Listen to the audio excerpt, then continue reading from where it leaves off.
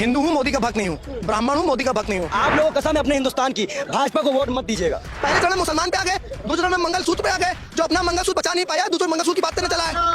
मुगलों ने लूटा तो ताजमहल बना दिया, अंग्रेजों ने लूटा तो रेलवे बिछा दिया, मोदी ने लूटा तो शौचालय बना दिया, और पूरी भाजपा ने लूटा तो हमें भिखारी बना दिया। कहा गया कि चप्पल वाला हवाई जहाज में बैठेगा, हम जूता पहन के आते हैं लेकिन ट्रेन सीटें नहीं मिलती है।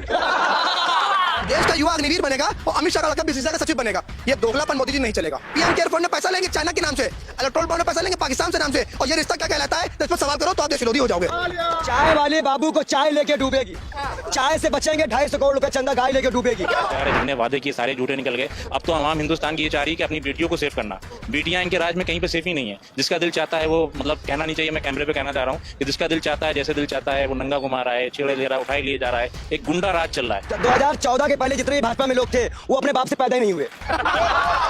अकॉर्डिंग बाय महेश शर्मा, क्योंकि वो अपने बाप खुद नहीं है। 14 के बाद उसे ये मालूम चला कि मेरा बाप कौन है, वो मोदी।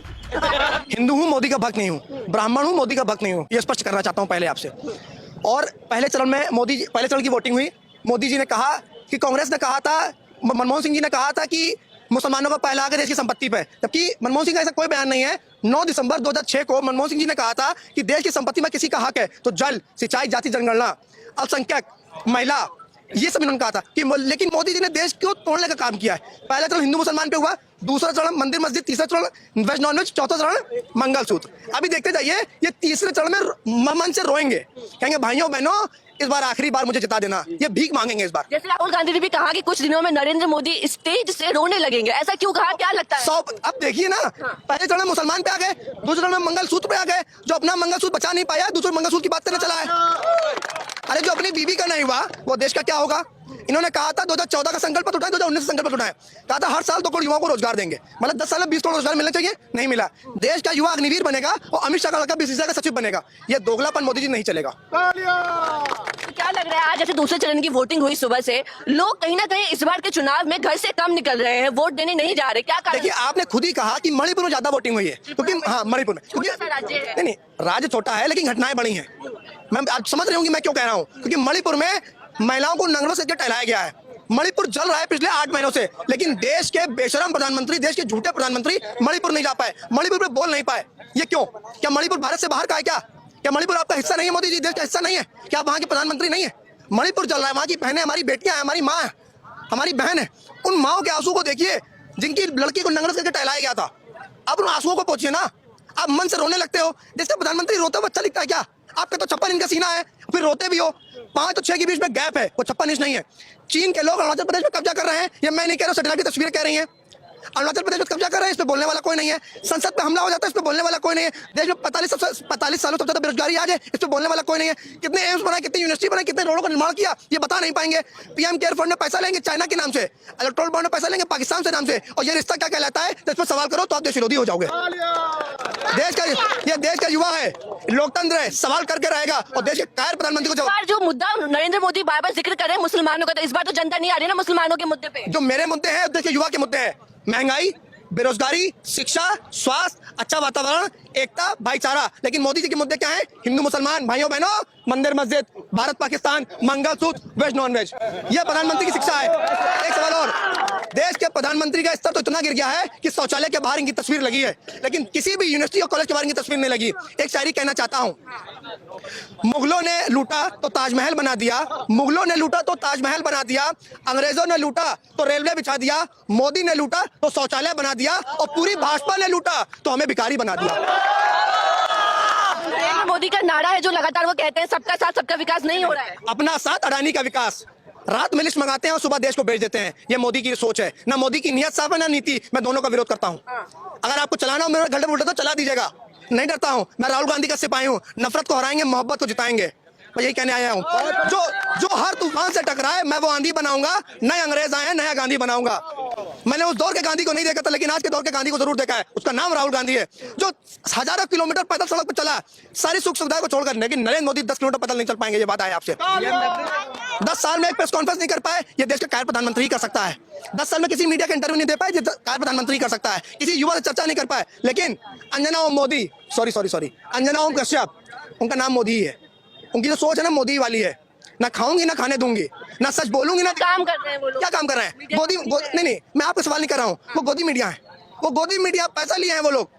वो देश को सच नहीं दिखा रहे हैं। अगर सच्चाई दिखा देंगे ना तो देश की जनता इस प्रदेश के प्रधानमंत्री को भगाएगी इस बार। एक साथ आप भी आए हैं, क्या कहेंगे? अभी आपने अंजना ओम कश्यप का नाम लिया, मोदी, अंजना ओम कश्यप का नाम लिया, जिनको हम अंजना ओम मोदी बोलते हैं, पापा की परी, हम पापा की परी बोलते हैं। पापा की परी ने भगवत मान से पूछा, भगवत मान मुख्यमंत्री थे, 5 सीटें गुजरात में जीते, आप तो पूरी तरह से हार गए। और बीजेपी और भाजपा तमिलनाडु में 1 सीट जीती है, और बीजेपी का वहाँ दक्षिण में खाता खुल गया। आप ये बताओ, 1 सीट पाने वाले का खाता खुल जा रहा है, और 5 सीट पाने वाली पार्टी हार रही है। ये दलाल एंकरों ने जितना इस देश की बर्बादी की है, जितना हम लोग आपस में लड़वाया है, जितना जिम्मेदार नरेंद्र मोदी है, उतनी ही दलाल मीडिया भी है। ये दोस्त कम नहीं है इनका, ये विपक्ष थे। क्या लग रहा है, वोट कम क्यों हो रहे हैं? वोटिंग टर्नआउट क्यों कम आ रहा है? देखिए, वोटिंग टर्नआउट कम इसलिए आ रहा है कि भाजपा का वोटर वोट देने निकल ही नहीं रहा है। वो कह रहा है बेशर्म को हराओ, अब की बार हराओ तो बेशर्मों को। भाजपा का वोटर नहीं निकल रहा है वोट देने, और इसलिए नहीं निकल रहा है क्योंकि उसे 15 लाख नहीं मिला, हमें भी नहीं मिला, हमें भी नहीं मिला। और उसको एक काम और नहीं मिला, कहा गया कि चप्पल वाला हवाई जहाज में बैठेगा। हम जूता पहन के जाते हैं, लेकिन ट्रेन में सीटें नहीं मिलती है। हम क्या करें? और उसके बाद हमको लोगों को हर महीने 80 करोड़ लोगों के लिए ऐसे बैठ जाना पड़ता है। 5 करोड़ राशन तो खाएं, 80-82 करोड़ लोग, तो हम अमीर कहाँ हैं?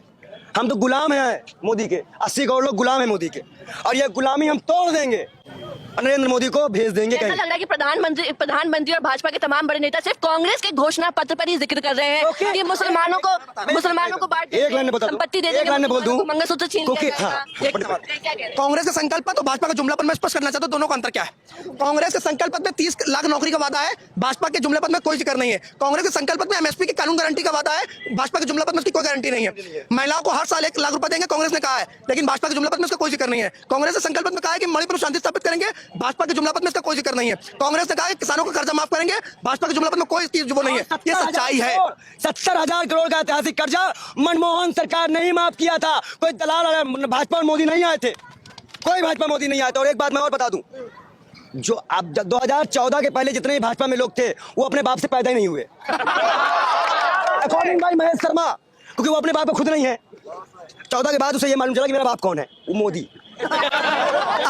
अगर कांग्रेस ने पोलियो मुक्त भारत न बनाया होता ना, तो जो मोदी बकवास घूम रहे हैं ना, लूला लंगड़ा पैदा हुए होते। ये कांग्रेस की देने जा खड़े हो, और कांग्रेस की बनाई हुई यूनिवर्सिटी में और कांग्रेस बनाए हुए स्कूल में पढ़ने जाते हो, कहते हो कांग्रेस ने क्या किया।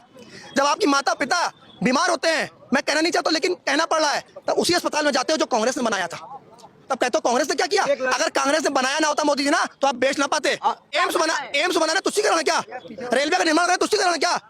रेल बेचा, तेल बेचा, बेचा अपना ईमान। मोदी जी मित्रता में इतना चूर हो गए कि बेच दिया पूरा हिंदुस्तान। देखो, चाय वाले बाबू को चाय लेके डूबेगी, चाय से बचेंगे 250 करोड़ रुपए चंदा गाय लेके डूबेगी। सुनो सुनो सुनो, और इन सबसे ही बच गए तो मणिपुर, नजीब और नासिर जन्नत की माँ की हाय लेके डूबेगी। चलिए, हर बार तो जनता बोलती है, आप लोग बोलते हैं, लेकिन भाजपा जीत क्यों जाती है हर बार? भाजपा जीत नहीं रही है। उस बार जो 22 का चुनाव हुआ था, जो 60 सीटें निर्णायक थी जिन पे ये सरकार बनाए हैं, वो 100 से 500 वाली सीटें हैं। और अगर आपको सबूत चाहिए तो पूछो दलाल केशव मौर्य से कि उसका लड़का जीत पत्र लेकर भागा था कि नहीं भागा था। पंडित जी, एक बहुत महत्वपूर्ण आज बयान दिया है योगी आदित्यनाथ ने कि ये कांग्रेस पार्टी है, देश का विभाजन चाहती है। और दूसरे सवाल भी ऐड कर दो, अमित शाह ने कहा है कि ये लोग शरिया कानून लागू करना चाहते हैं, और मोदी जी लगातार कह रहे हैं कि कांग्रेस के मैनिफेस्टो में जिन्ना की मुस्लिम लीग का छाप मिलता है। अच्छा, 1 मिनट, मैं अभी तीनों का चेहरा संतक सामने साबित कर देता हूँ। अमित कहते हैं योगी आदित्यनाथ BSc पास है, हमें लगता है अनपढ़ है।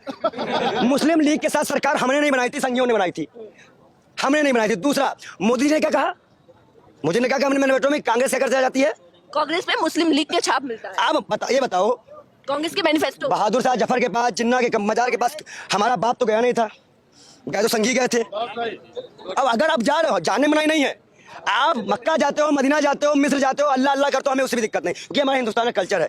लेकिन हम मस्जिद जाते हो तो हम आतंकवादी हो जाते हैं। शायरी कहना चाहते हैं, सभी का खून शामिल है यहाँ की मिट्टी में, सभी का खून शामिल है यहाँ की मिट्टी में। ये किसी के बाप का हिंदुस्तान थोड़ी है।